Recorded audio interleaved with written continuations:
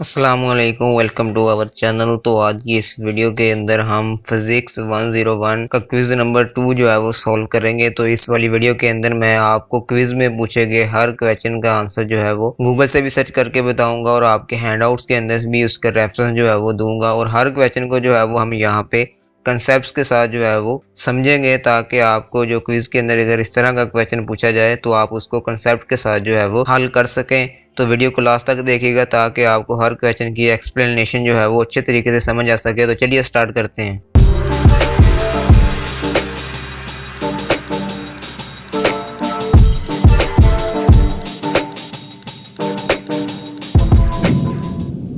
Welcome back जी। तो यहाँ पे सबसे पहले वही काम आपने करना है कि तो यहाँ पे आपने सबसे पहले जो है वो टाइम और डेट जो है वो नोट कर लेनी है। तो आप देख सकते हैं कि यहाँ पे 4 जुलाई 2022 जो है वो लिखा हुआ है, तो जिससे हमें ये पता चलता है कि ये वाला क्विज़ जो है ये स्प्रिंग सेमेस्टर 2022 का ही है और ये लेटेस्ट क्विज़ है। तो यहाँ पे जो सबसे पहले क्वेश्चन नंबर 1 हमसे पूछता है वो पूछता है जी कि for an object in equilibrium the net torque acting on it vanishes only if each torque is calculated about dash the geometrical point, the center of gravity, the center of mass, the same point। वो कहता है जी कि अगर कोई object है जो कि हमारे पास इक्विलिब्रियम पोजीशन के अंदर है, तो अगर वो इक्विलिब्रियम पोजीशन के अंदर है तो उसके ऊपर जो जितने भी टॉर्क लग रहे हैं अगर हम उनका नेट निकालते हैं, यानी कि उनको अगर हम सम करते हैं, तो उसका जो जवाब आता है, उसका जो आंसर आता है वो ज़ीरो आता है, यानी कि वहाँ पे टार्क जो है वो बिल्कुल ख़त्म हो जाता है। तो आपने बताना है जी कि वो टार्क की पोजीशन जो है वो क्या होगी। तो अगर हम सेम पॉइंट पे टार्क जो है वो अप्लाई करते हैं तो वहाँ पर नेट टार्क जो होगा वो बिल्कुल वेनिशेस हो जाएगा। वेनिशेस का मतलब होता है बिल्कुल ख़त्म हो जाएगा। तो यानी अगर किसी ऑब्जेक्ट का नेट टार्क जो है वो सेम पॉइंट के ऊपर लग रहे होंगे तो उसका टार्क जो है वो बिल्कुल वहाँ से गायब हो जाएगा, वहाँ पे ज़ीरो हो जाएगा। तो इसलिए इसका जो यहाँ पे राइट आंसर बनता है वो ऑप्शन डी बनता है, जो कि सेम पॉइंट है। तो अगर आप इसको गूगल के ऊपर सर्च भी करेंगे तो आप यहाँ पे इसका आंसर जो है वो देख सकते हैं। ये मेरा आंसर जो है वो आपके हैंडआउट से ही निकाला है। तो for an object in equilibrium the net torque on acting vanishes only if each torque is calculated about the same point. तो यहाँ पे भी आप इसका आंसर जो है वो दे सकते हैं कि सेम पॉइंट जो है वो लगाया गया है, जिसका मतलब ये बनता है कि all torques should be calculated about exactly 1 point के हमने यहाँ पे जितने भी टार्क जो है वो कैलकुलेट करने हैं तो वो किसी एक पॉइंट के ऊपर ही हम करेंगे, तो तब हमारे पास उसका नेट टार्क जो है वो खत्म हो जाएगा। उसके बाद हमारे पास क्वेश्चन नंबर 2 आ जाता है जी कि Young modulus can be use to calculate the strain for a stress that is. तो यहाँ पे वो कहता है जी कि जो यंग मॉडुलस हम कैलकुलेट करते हैं तो इट इज़ अ रेशो, आपको पता ही है कि it is a ratio between stress to strain, यानी कि अगर आप स्ट्रेस की स्ट्रेन के साथ रेशो लेते हैं, यानी कि स्ट्रेस को स्ट्रेन के ऊपर डिवाइड करते हैं, तो आपके पास यंग मॉडुलस जो है वो मिल जाता है। लेकिन वो कहता है कि जब हम स्ट्रेन और स्ट्रेस को हम डिवाइड करते हैं तो यंग मॉडुलस जो है वो उसी वक्त तक हम कैलकुलेट कर सकते हैं जब तक हमारा जो यील्ड स्ट्रेंथ होती है वहाँ से हम पीछे होती हैं। यानी कि जो हमारे पास आपने देखा होगा कि जो स्ट्रेस स्ट्रेन कर्व होती है उसके ऊपर जो यील्ड स्ट्रेंथ का पॉइंट होता है, तो अगर हम यील्ड स्ट्रेंथ से पीछे पीछे रहते हैं तो हमारे पास स्ट्रेस और स्ट्रेन के दरमियान में लीनियर रिलेशन होता है।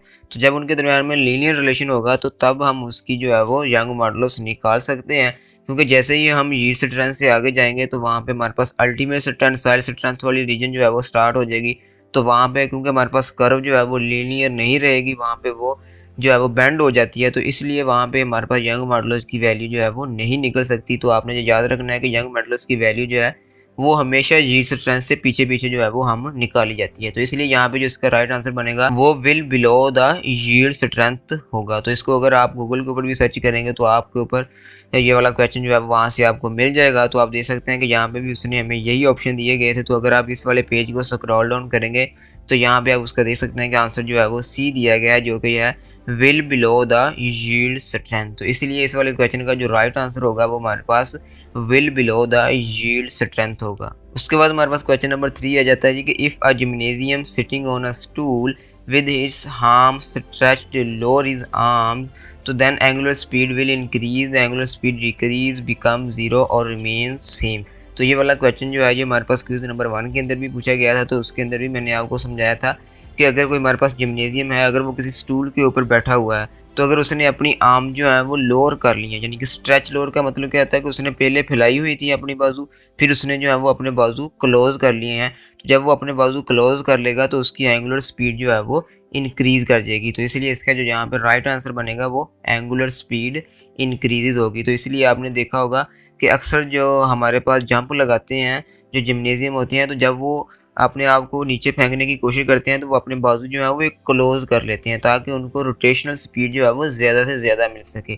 तो इसका राइट आंसर जो है वो अगर आप गूगल के ऊपर भी सर्च करेंगे तो यहाँ पे आप देख सकते हैं कि since his angular momentum remains constant and inertia decreases his angular velocity omega increases। तो यहाँ पे जो 3 लाइनें लिखी गई हैं इसकी सबसे लास्ट लाइन के ऊपर अगर हम पढ़ेंगे तो आपको यहाँ पे पता चल जाएगा कि his angular velocity जो है वो इंक्रीज कर जाती है। उसके बाद हमारे पास क्वेश्चन नंबर 4 आ जाता है जी कि if the slope of velocity time graph is a straight line such that tan theta is equal to 1 at each point then graph represents.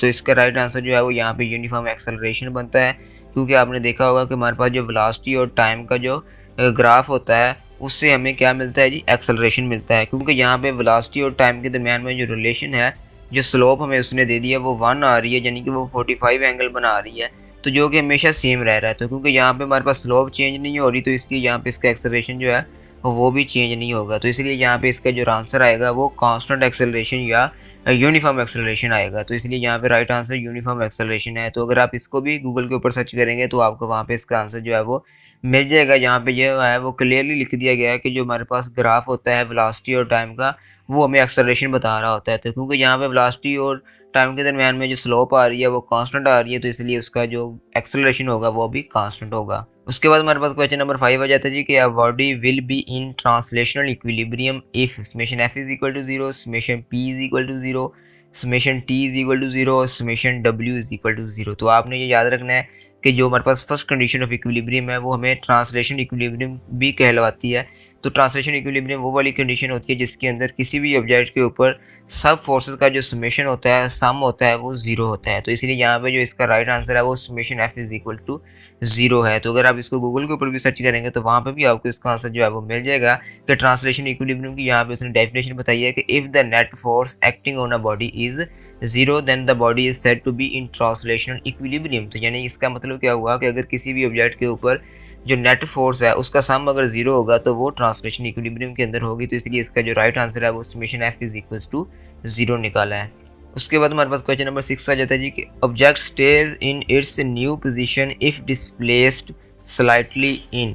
तो उसके हमारे पास जो ऑप्शन आ जाते हैं जी कि translation equilibrium, unstable equilibrium, stable equilibrium और neutral equilibrium. कि अगर हमारे पास कोई ऑब्जेक्ट है, अगर हम उसको थोड़ा सा जो है वो फोर्स लगाते हैं और वो अपनी पोजीशन थोड़ी सी चेंज करता है, लेकिन वो थोड़ी सी पोजीशन चेंज करने के बाद दोबारा फिर अपनी ओरिजिनल पोजीशन के ऊपर आ जाता है, तो इस वाली पोजीशन को, इस वाली इक्विलिब्रियम को हम न्यूट्रल इक्विलिब्रियम कहते हैं। कि अगर कोई ऑब्जेक्ट जो है वो थोड़ा सा आगे मूव करके दोबारा अपनी ओरिजिनल पोजीशन के ऊपर आ जाता है तो वो हमारे पास न्यूट्रल इक्विलिब्रियम के अंदर होता है। तो इसका राइट आंसर भी अगर आप गूगल के ऊपर सर्च करेंगे तो आपको इजीली मिल जाएगा कि the last position is called neutral equilibrium, the object in its new position if it is displaced slightly. उसके बाद हमारे पास क्वेश्चन नंबर 7 आ जाता है जी कि back and forth in a leftward and rightward direction this type of a wave is known as a longitudinal waves, electromagnetic waves, mechanical wave और transfer wave. तो इसका जो यहाँ पे राइट आंसर बनता है वो हमारे पास लॉन्गिट्यूडनल वेव होता है, क्योंकि लॉन्गिट्यूडनल वेव ही हमारे पास एक ऐसी वेव्स होती हैं जिसके अंदर हमारे पास जो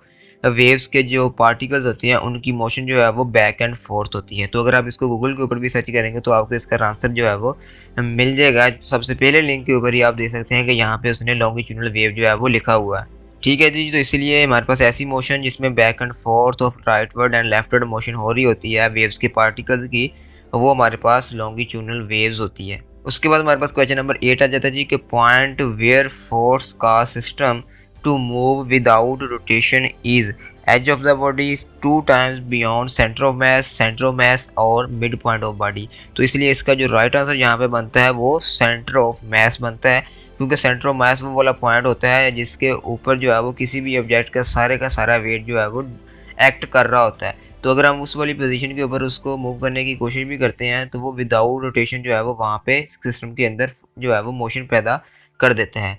तो इसका राइट आंसर भी अगर आप गूगल के ऊपर सर्च करेंगे तो आपको इसका आंसर जो है वो मिल जाएगा। तो यहाँ पे मैंने सेंटर ऑफ मास जो है वो हाईलाइट किया हुआ है।